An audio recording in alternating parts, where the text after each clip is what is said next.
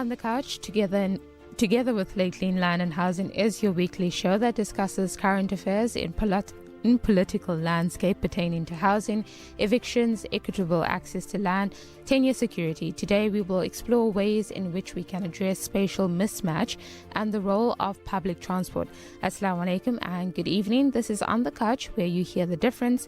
We are joined by Chairperson of Housing Assembly, Kashifa Ahmed, and Executive Director at Human Sciences Research Council, Ivan Turok. Good evening and welcome to On the Couch. Good evening. Thank you very much. Good evening. Good evening. As the ripples of the ongoing taxi stay away blend with the underlying currents of our societal dynamics, one truth remains stark. Spatial mismatch carries a profound impact, and the threads of yesterday's struggles are interwoven with the fabric of today's challenges, which is disproportionately affecting the working class and the marginalized. So imagine for a moment a world where this narrative could be rewritten, a reality where spatial geography is not a source of division, but a catalyst for unity, a reality where justice finds its footing in places we call home, where every corner of our cityscape is designed to empower, to uplift, and to provide opportunities for all. To help us reimagine this, we are joined again by Kashifa Ahmed and Professor Ivan. So when we're speaking about this spatial mismatch, Kashifa, we know that commuters from poor households spend about 43% of their income on transport expenses, and not to mention the amounts of time actually spent on traveling to places of work and school. With the taxi stay away, certain people in areas are actually under a forced lockdown. There are even reports of food staples like bread and fresh produce, deliveries that are being affected by the violence on the roads. What are the lived realities on the ground, Kashfa?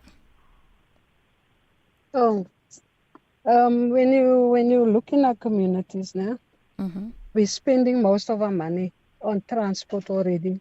So with this taxi violence that is happening, people have to give double the amount out. And it's not just the money that you're giving out, it's people's lives is at risk also. Yeah. And it's mostly women that is affected by this, because we're looking at community workplaces where bosses don't really care about what is happening with workers, because you just have to go and you have to find your own way going home. And when you do that, it's you as a parent even you worry, because it's your child, it's your mother, it's your husband, it's your family that is their lives is at stake. And when you look at the transport is not really assisting our communities, because when the taxis is on this loop, they are now forcefully put us onto lockdown, because there's no warning or anything. People just have to stay at home and see what they can do. And within our communities, even bread is the one staple that we need in the household. We have to find someone to go and buy this thing, and then you have to pay someone out to go and find. And some of the things that is happening also, there's no transport. That person might even have to walk to a place.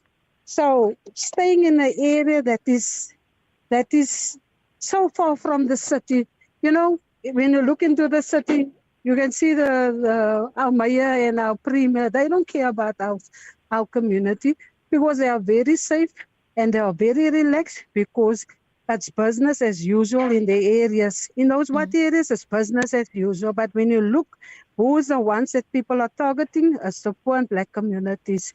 And it's a ripple effect in our communities. And it can't be the order of the day that we have to rely now on the transport that is not catering for us. Our trains has been taken away.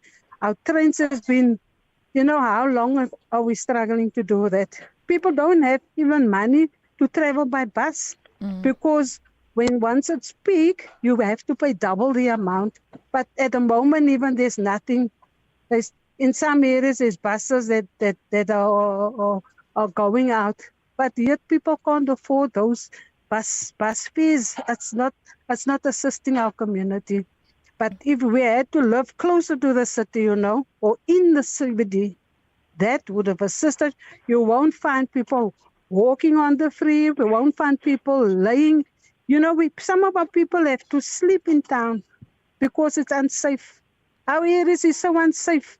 Because if you look at JP Smith, he wants to impound all the taxes and he wants to do all these things. Go to our communities. So many violence and criminal things is happening in our community. You don't find any of them there. So how do you justify this? Our community now being forcefully under lockdown. And I don't think it's right. I definitely don't think it's right, but I'd like to know, do you think if we were given a warning, would that make the situation a bit better? Even if you get a warning, you don't even have the means to move out of the area where you live. Because you must remember the basic things that we need, like bread and milk and all those things that we need for our families. Those type of things won't be able to come into our areas. How do we get hold of those things? Who's going to bring it to us? So it's a situation, even if we get a warning, it's not even going to assist us. If we move closer to the city, yes, that will assist a lot of families, because you must remember the families that's staying in our communities is maybe one person that's working in a household. People is not just losing on their wages. People is losing a lot of things, because now you just have to depend on the little money that you are getting out of your wages, because you must remember people is not getting paid for not coming to work, and bosses don't care about the strike. It doesn't affect their pockets, it affects the person that is working for them. So, if our people had to stay closer to the city, you won't find that situation where people have to struggle now. Then they can go on all these strikes, because then most of the people will be then in the city, because you know how many buildings is empty there. Why can't those buildings be converted into houses for our people? Why must we struggle and stay on the outskirts of the city? It's not assisting us. Even if they warn us, there's not even alternative transport for our communities to move around.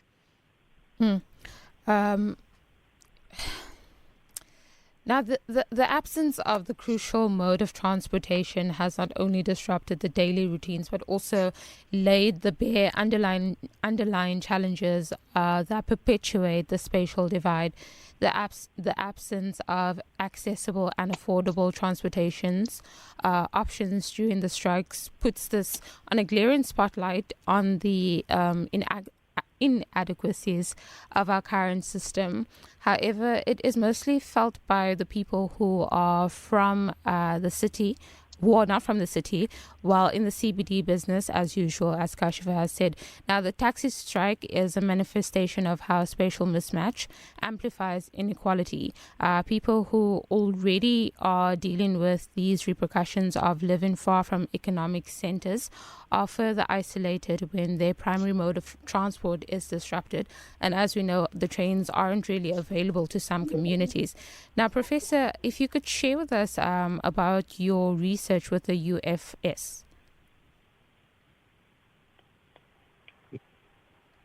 Professor? Hello?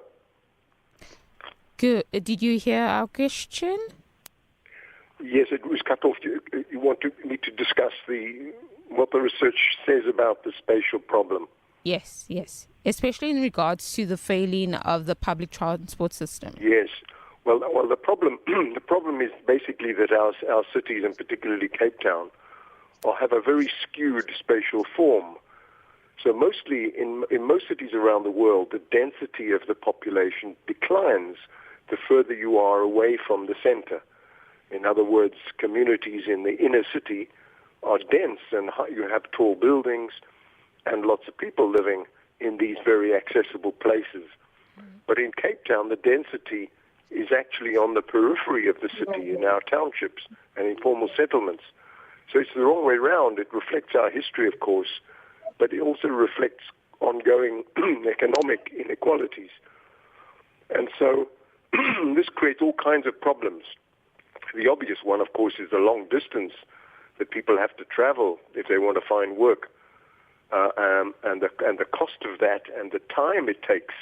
That's another big factor. It's not just that people spend up to 40% of their income. They also may spend an hour or two each way commuting to jobs, which is a huge burden on their lives.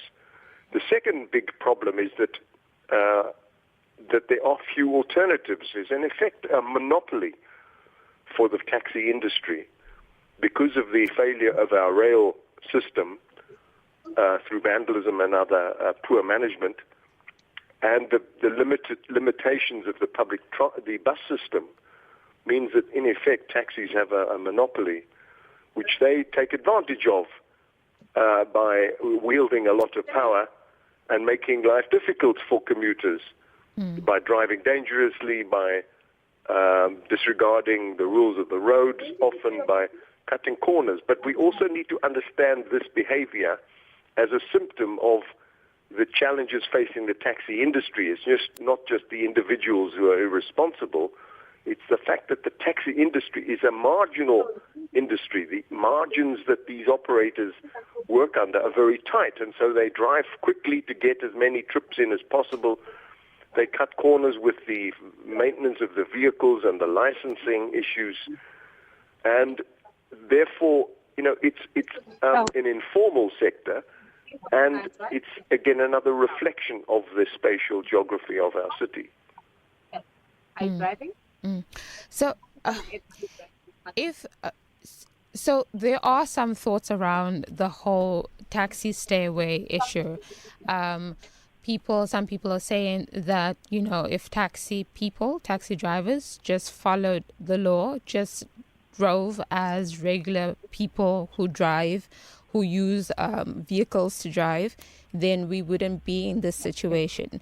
So I think there's that one aspect, and then there's the other aspect of them not following the rules and then having this situation where so much people are now having to find another way. And when we look at like the buses, how they are managing it, it's a bit difficult. So how do we bring about the balance? Yes, there's some truth in both of those perspectives. The first one that the drivers don't obey the rules often and cut corners, as I've said. Yeah. What I'm trying to suggest is that this is partly a reflection of the underlying problem, which is that there's a deeper issue here. The cause is partly the geography and the fact that they are carrying lots of poor commuters long distances at small margins and trying to keep the fares down. The end result is that they are squeezed. They were caught between a rock and a hard place. And so some of their behavior reflects the fact that they are trying to make money from a difficult situation. And so, the solution is partly to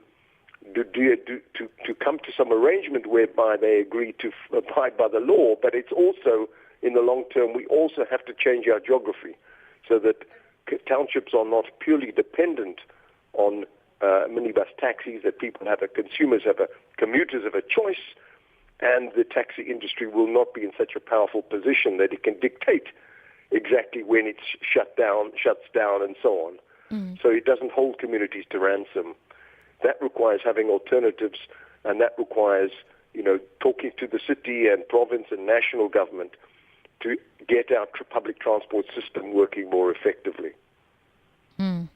I suppose we need those conversations very soon, and we need our townships to be better. We need other means of transportation.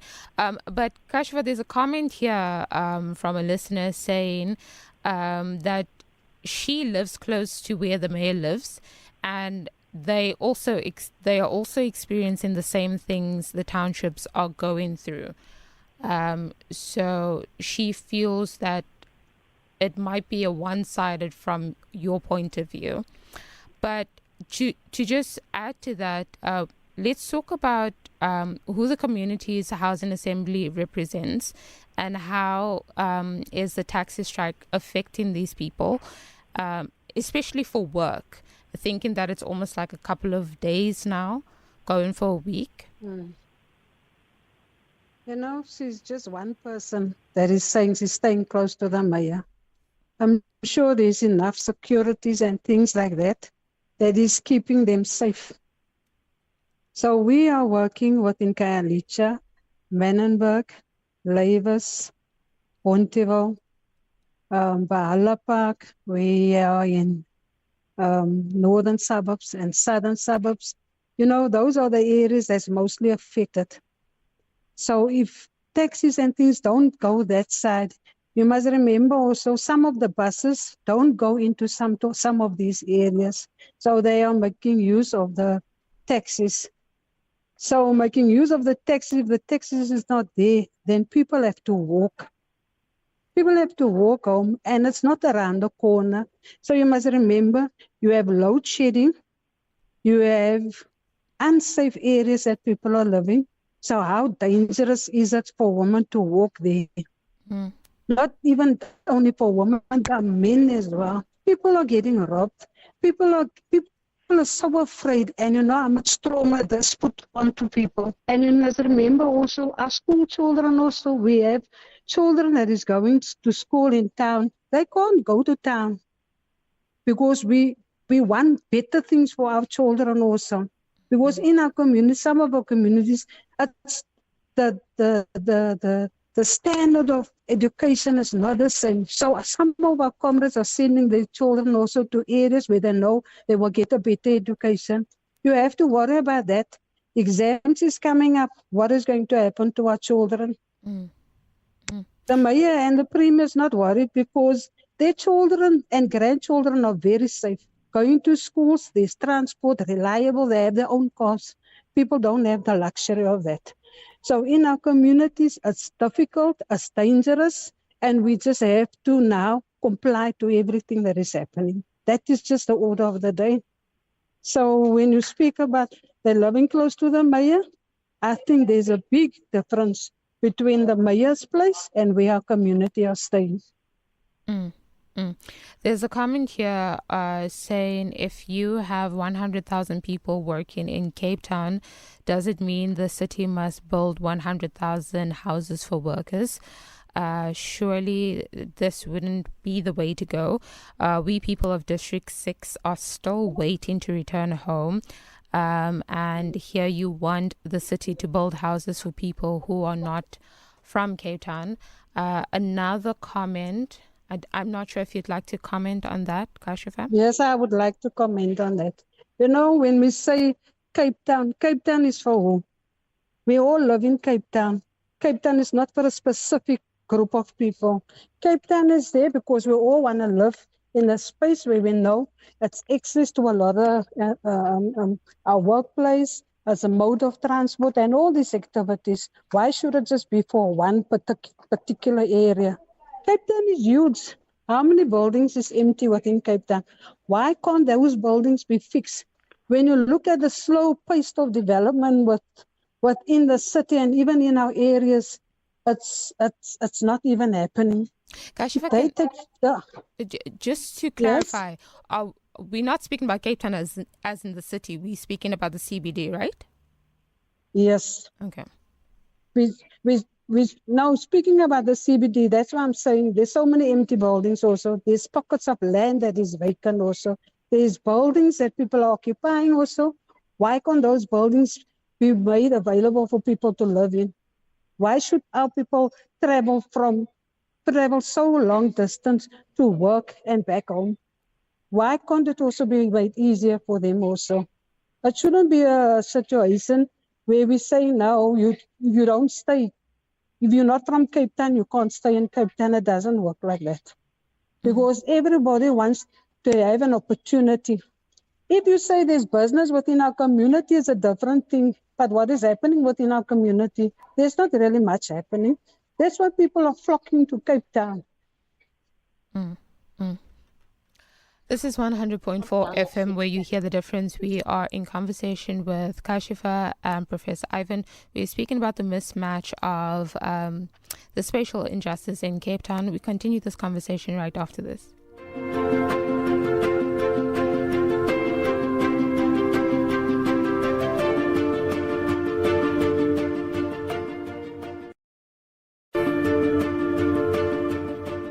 On the couch in Lately in Land and Housing, your Housing Weekly show.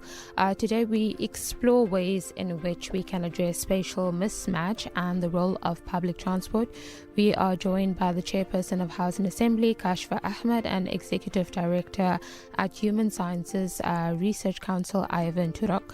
So before the break, we were speaking about, Kashfa was telling us if the city used the empty buildings in the CBD, people would have more access to transport and perhaps even moving closer to areas that is closer to the needs that people have.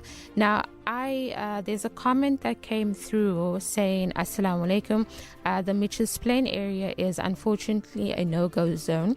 What about those who require medicine? Also, the refuse truck was supposed to come 3 days ago, still nothing.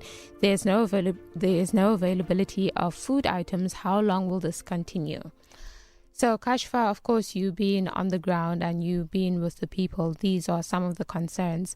Is the Housing Assembly, would you say it's important for the Housing Assembly to be a part of the conversation when it comes to transport? Yes, I think it must be a situation where we are part of the discussion, because these things affect our community. And when communities are informed also, you can plan your life much better. But also there should be a part from government side also to play their role also.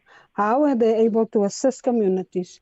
Like the message that you got, even the hospitals are closed. So we have people that is chronic patients. They're not even able to go to these spaces, these hospitals and things like that. So how do you justify these things? At the end of the day, you will have so many casualties, so many people are losing their life because of this situation. And it's only the poor that is suffering on this. So when we speak about, the transport issue, are there alternatives to the taxis? Because for one, the trains, I know only of certain areas where the trains are actually moving, not how they used to. The buses is one thing, but then we're speaking about how expensive it gets when it's off-peak, on-peak. So taxi seems to be the cheapest transport available. So then what do we do for alternatives if you can't even afford Ubers when Uber drivers are also being attacked? Yeah, the alternative, that is a big question about the alternative, So if buses can be affordable for people even to move around in, then people can move in and out. But like we are seeing now, buses can't even move anywhere. So it's just a mess at the moment where people can't move around. But if bus fares are at a price where people can afford, I'm sure it won't be an issue for people to move. But the train should also be up and running also. Because speaking of Ubers also, Uber drivers is also just as much afraid to go into areas also. So that is not even an alternative for us. So there needs to be a cheaper way of going to the workplace and moving around, even to find a job. There should be I know off-peak people is paying less, but during peak, that is the rush. And it's not everybody that can afford those amount of money that they need to pay on the bus.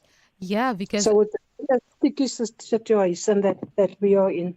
Yes, because if you get on a bus off-peak, when it's like rush hour, you're probably paying a bread's money with eggs, and that could probably last you for 2 days. So that even in itself is a big one, because if you had budget budgeted that bread money and eggs and milk for maybe for 3 days using taxi, then you have 3 days worth of transport money.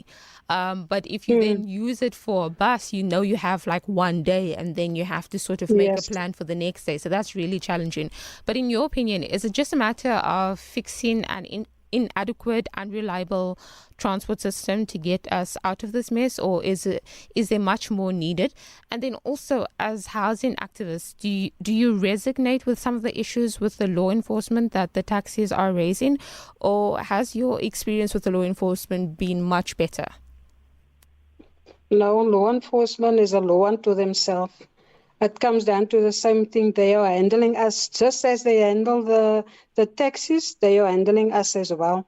Because if you look at occupation, it's their way or the highway. They deal with our communities in a way that, that people is traumatized. So there's nothing different in their way of handling our community. And on the transport thing, and what needs to happen also, with the narrative needs to change about housing within Cape Town. Because if you have houses that is closer to Cape Town for communities, you won't have so many traffic on the road. You won't have so many people traveling into town also, because then it will be much easier also for people to move around. But now that people are staying on the outskirts, it's difficult. And that is what's currently happening, because taxis have to move around, because obviously they also working on some kind of they need to work on a certain amount of money that they need to bring in for owners also. So people's lives is also at risk, also the way they are moving around in the areas also. So it's all about also making the money for bosses, and they don't have unions and things like that they belong to. So it's also about them also trying to do now whatever they can. And that is where they break the rules. And, that is where also the city are now dealing with them and just brush everything with one comb. That's why we have all these things happening in our area with transport. They need to be specific when they're dealing with issues with these taxis. We don't want taxis to be our problem. Those are transport things. They need to sort those things out. Our people want to get to work safe, and our people want to be on time at work also. At the moment, it's a situation where you just have to now see what you can do. If you can't get to work, you just stay at home. And at the end of the day, there's no pay, and families have to suffer. And on top of it, there's nothing to buy in the community also, because bread deliveries and things don't come to the areas. So you are stuck, really. It's a forceful lockdown within our communities. So let's look at comprehensive urban planning that might promote mixed land use development that would ensure essential services and job opportunities that are accessible to everybody. And then by creating those vibrant and self-sufficient communities, we can then reduce this dependency on one single mode of transport and decrease this vulnerability that caused by this disruption. Now, so the investment in reliable and affordable and efficient transportation is pivotal. But how do we get this done? Wouldn't this maybe require, to coordinate effort between policymakers, urban planners, transportation authorities? Professor, you're also welcome to just jump in here so we can look at how this can be solved. Yeah, thank you very much. Let me just start by saying that in order to come up with a proper plan for the long term, we need not to sow divisions between our communities. It seems to me that it's not very helpful to say, that the mayor's getting on fine, the businesses are happy and fine and getting on well. We are all affected by this dispute. We are all affected by the lockdown and by stay away and by the taxi dispute. Of course, some townships are much worse affected than others, but employers are also affected by people not going to work. The tourism industry is affected by the airport problems and people not being able to come and go. So the starting point for any comprehensive plan is to try to find what brings us together, what shared interests we have in a more efficient and a more resilient city, which is not vulnerable to these kinds of problems, okay? So by finding our shared interests, we can work together to find solutions to these problems. The starting point has to be to resolve the immediate dispute. We're not going to restructure the city overnight. So we have to get the taxi organizations with the authorities together to knock heads together and say, look, this is in the interest of everybody. We solve this dispute as quickly as possible. We don't want performances and playing to the media. We want serious negotiations to resolve the immediate causes of the problem. We then can work together to find a better solution that involves a better, more effective transport system with public investment in that system, with a sensible arrangement. So in many countries, you have minibus taxis that provide a feeder service to the main bulk transport routes, the rail network in particular. For a city as big as Cape Town, we have 5 million people. You need to have major transport arteries serviced by a reliable and frequent train service with buses as a backup, but the minibus taxis provide a local service, the last mile, rather than the mainstream connection between the outlying areas and the central city. We then have to talk about the development of jobs in and around where people live, so that all our jobs are not located in the CBD. We want a balanced city rather than a highly skewed, concentrated economy in just one place. And then, of course, we want the housing. The third plank is the housing close to where the economic opportunities are. And that won't just be the CBD, but that will also be, in the outlying areas, the Bellevilles, the Durbanvilles, the Claremonts, and the other century cities of this world. We want people living closer to these places. And that takes a serious assessment of what land is available so that we redevelop and use our public land. We have sites, Wingfield, Yisterplaat, Culemborg, fantastic sites available that are owned by Public Works, Ministry of Defense, and other parts of government. These sites we need a campaign for these sites to be put into productive use and not left idle. So these are some of the planks of a proper plan to reorganize the city in the long term to make it more efficient, more sustainable, and more resilient and more inclusive. I like those plans. When can we see them being put into action, Professor? Well, actually, the city does have a plan with this. That's what we must be careful about when we throw stones and criticize the mayor. There is actually a plan. It's called the MSDF. It's a 5-year plan.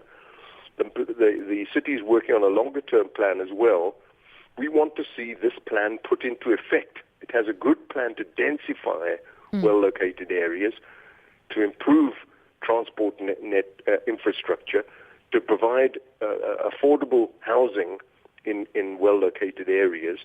Our challenge to the decision makers must be, to put that plan into effect, and not to take as long as they sometimes do to make decisions and to release land and to invest in the right areas. We want them to speed the whole thing up and take us into their confidence about what we can expect in the next year, in the next 2 years, and the next 3 years. That's what people need. People need a hope in the future. And that will stem from a convincing plan for the future of our cities, which talks about our townships, which talks about our transport system honestly, not through just PR, but talks honestly about what we can realistically expect. If people have a sense of how our housing problem is going to be tackled over time, they will be patient because they know that you can't fix these problems overnight. These are massive challenges we face, housing, transport, jobs, etc. But they want decision makers to be honest and to take them into their confidence about what the scenario is for the future and how we move forward incrementally to resolve these challenges. Mm. Mm. That sounds more hopeful, and I think the most important part is that city needs to engage its people. We need to be in a loop of every movement that is being made to get us to this hopeful future, hopeful space that we'd like to see ourselves in. So as those who are waiting on this waiting list, waiting to get social housing, whatever it is that they're waiting for, at least there's conversations and there is movement. That's more important. So that makes it hopeful. I don't know, Kashifa, if you'd like to jump in there. The city is saying that they have all these plans in place, and like the speaker saying that we want to know how long is it going to take. These plans are coming on for a very long time, but you don't see any results. We talk about a waiting list. These people that's waiting on the list from 1990 until now. So many people are still on this waiting list. Some people is dying also. So how long must people wait for a house? Because our politicians are not clear and they're not honest when they do these things. They're keeping on telling us, no, these things is going to happen. As soon as people are in uprising about things and as soon as people occupy, they're saying, no, we have these plans.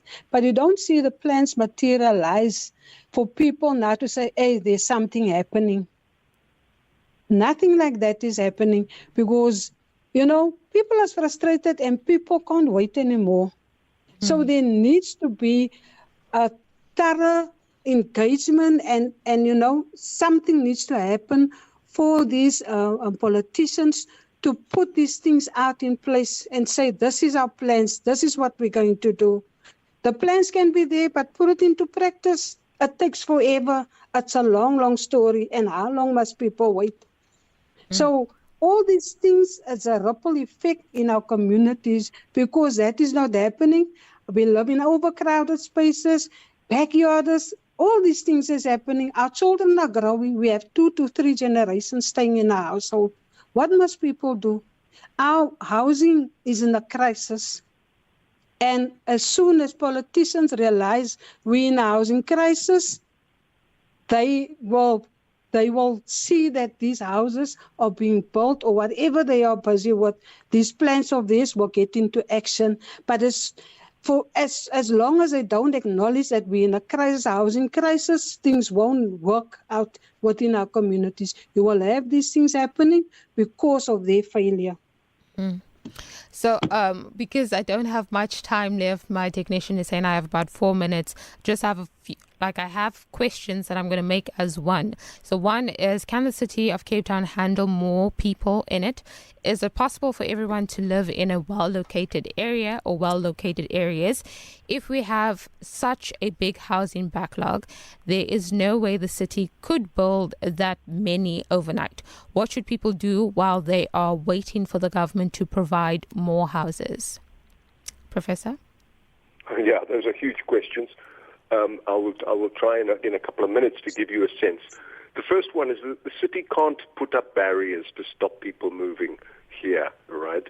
So that's off the agenda. That's apartheid, keeping people out, influx controls, pass laws, forced removals. We have to, if people want to move to the city, the Constitution says they've got a right to move to the city. Mm-hmm. So we've got to find ways of handling it. And we've got to find ways that are not just make conditions so miserable in informal settlements that people won't want to move here, which is sometimes you get a sense, sometimes the decision makers think like that. We have to be welcoming. And in fact, the most prosperous, the most successful cities in the world are often those that are fast growing.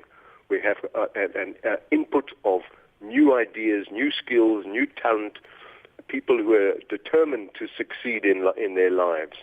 So we can turn this around, this negativity about influx, to turn it into a positive dynamic of economic dynamism and social dynamism, creativity.